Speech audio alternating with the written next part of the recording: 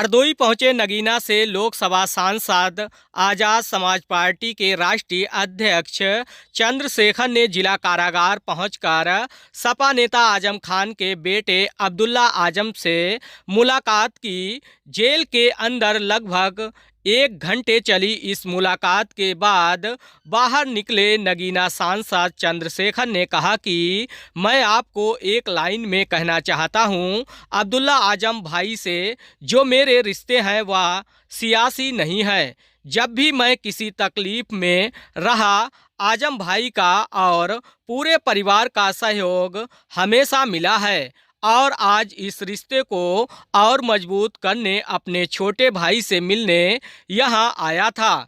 उनके खिलाफ सरकार ने कोई षड्यंत्र रचा तो वह चुप नहीं बैठेंगे और ताकत बढ़ने पर इन सभी फर्जी मुकदमों की जांच की जाएगी और उन अधिकारियों और कर्मचारियों का ध्यान रखा जाएगा जिन्होंने इसमें मदद की है। देखो, पहले तो मैं मीडिया के साथियों का, उनके मन में बहुत सारे सवाल होंगे, पॉलिटिकल, सोशल, मेरे यहाँ आने का, जिस साथी से मैं मिलने गया था उसके बारे में जानने का। लेकिन मैं आपको एक लाइन में कहना चाहता हूँ, अब्दुल्ला आजम भाई से मेरे जो रिश्ते हैं वो सियासी नहीं। जब भी मैं किसी तकलीफ में रहा, आजम भाई का और इस पूरे परिवार का सहयोग मुझे हमेशा मिला और आज मैं उसी रिश्ते को और मजबूत करने और अपने छोटे भाई से मिलने यहाँ आया था, जानने की उनकी क्या हाल है। मुझे बहुत खुशी हुई। मैं सोचता था कि जेल में है तो परेशान होंगे, लेकिन जिस ताजगी के साथ मुलाकात हुई इससे ये पता लगता है कि वो बहादुर आदमी अपनी लड़ाई को लड़ रहे हैं और जो हालात हैं वो उससे वो किसी छिपे हुए नहीं। मैंने उनके मुकदमे को भी पढ़ा है, ऑर्डर भी पढ़े हैं, किस तरह की चीज़ों में उनके सजा हुई भी पड़ी है। मैं बस ये कहना चाहता हूँ मीडिया को के माध्यम से, जिनको कहना चाहता हूँ उनको चला जाएगा। सड़क से लेके और संसद तक हम इस लड़ाई को लड़ेंगे। हम इस लड़ाई को अकेले नहीं छोड़ेंगे, उनको, उस पूरे परिवार को, हमारा परिवार। आज जिस तकलीफ में है हमें इस बात का दुख है कि सत्ता में बैठे लोग सत्ता के अहंकार में उनका दमन कर रहे हैं और तमाम लोग इसका तमाशा देख रहे हैं। ये भी इतिहास में लिखा जाएगा कि जब एक परिवार को, जिसने लंबे समय सेवा की उत्तर प्रदेश की, कमजोरों की, मजलूमों की, आज अगर उसको जरूरत है तो सब लोग उनके इस दर्द में शामिल नहीं हो रहे। मुझे इस बात की तकलीफ है। और जिस तरह के फर्जी मुकदमे लगा के और तमाम चीज़ें, वादी कह रहा है कि मेरा कोई नुकसान नहीं हुआ है, सरकार कह रही है कि हमने कुछ खरीदा नहीं है, लेकिन फिर भी सजा सजा सजा, रोज नए मुकदमे, ये सब ये साबित करती हैं कि ये सरकार की देखरेख में हो रहा है। जब मौका मिलेगा, आगे ताकत बढ़ेगी, इन सारे फर्जी मुकदमों की जांच कराई जाएगी और फर्जी मुकदमे करने वाले उन अधिकारी कर्मचारियों का विशेष ख्याल रखा जाएगा जिन्होंने ये सब चीज़ें, इस अपराध को, ये गैर कानूनी है तो इलीगल है तो ये अपराध है, इस अपराध को कारित करने में सरकार की मदद की। सहयोग है कि आज आपकी अब्दुल्ला से मुलाकात हुई और आज अखिलेश यादव भी रामपुर में जो है इनके परिवार से मिल रहे हैं। क्या ये इसका क्या मतलब समझे? मैं क्या कह सकता हूँ? आप देखिए, ये उनका अधिकार है। अखिलेश जी बड़े अच्छे नेता हैं और आज उनको परिवार की याद मिलने गए हैं तो ये अच्छी बात है, जाना चाहिए। लेकिन मुझे मेरे छोटे भाई से मिलना था।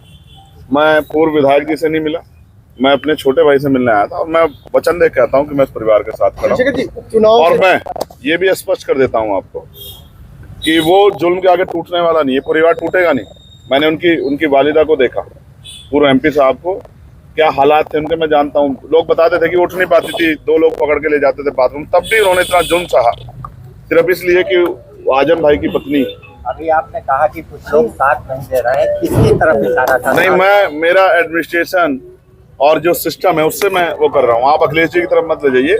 मैं सिर्फ ये सिस्टम से सवाल खड़ा कर रहा हूँ कि जो सिस्टम है, न्यायपालिका पर हम भरोसा करते हैं, लेकिन अगर जज साहब कहें कि हम मजबूर हैं, हमारे ऊपर दबाव है, तो फिर न्याय कैसे मिलेगा? मुझे एक खतरा और है, ये मेरा पर्सनल है, मेरे बहादुर छोटे भाई ने मुझसे नहीं कहा।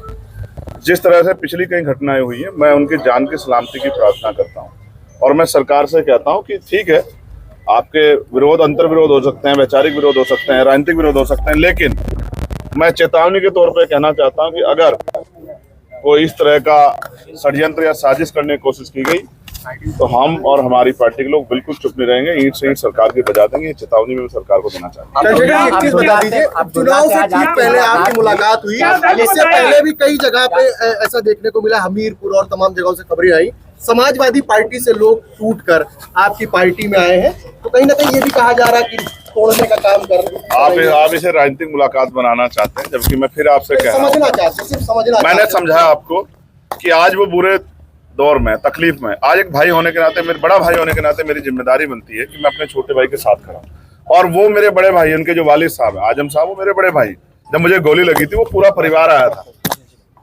हजारों लोगों के साथ 2 घंटे मेरे दुख में शामिल हुआ और मुझसे कहा कि घबराना मत मेरे भाई। तब मैं सांसद भी नहीं था।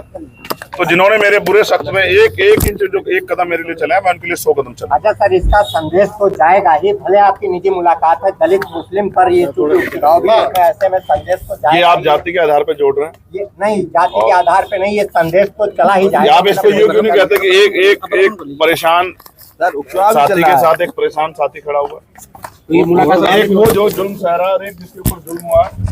गोली उत्तर प्रदेश में किसी और पे चली है क्या?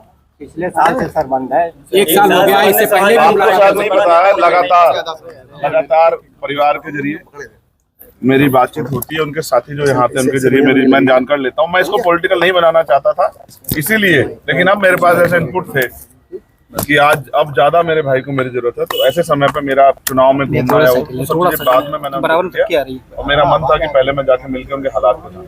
अच्छा, बात क्या हुई, क्या कुछ दर्द तकलीफ कुछ बताई हो, कुछ वो भी तो शेयर कीजिए। आप जेल के अंदर का हम लोगों को नहीं पता चलता ना, थोड़ा सा बताइए। आपको क्या लगता है एक बहादुर आदमी क्या कभी अपनी तकलीफों को बयां करता है?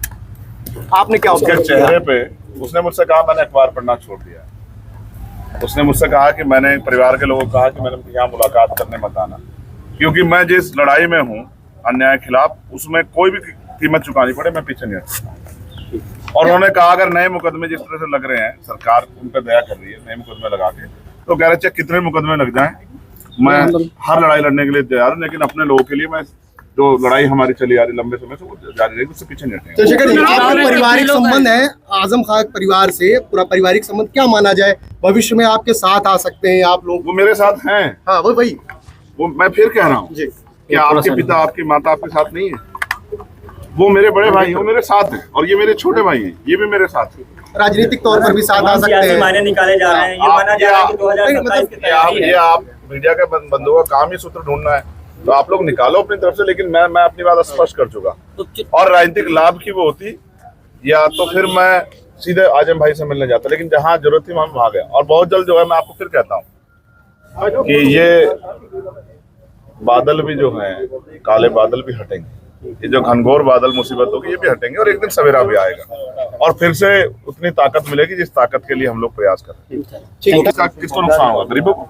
तो गरीबों विरोधी सरकार को जनता जवाब, उपचुनाव में जवाब देगी। अच्छा, एक सवाल और बता दीजिए सर, आज योगी जी ने अखिलेश यादव को गुंडों का CEO कहा है, क्या सहमत है, कितना सहमत है? अब ये तो आप योगी जी से पूछिए, वो पता नहीं क्या क्या बोलते रहते हैं। आप क्या सोच, आप मुझे बताओ, एक चुनाव मुख्यमंत्री जो 7 साल से मुख्यमंत्री, उत्तर प्रदेश जनता को क्या संदेश देता है, देश की जनता को?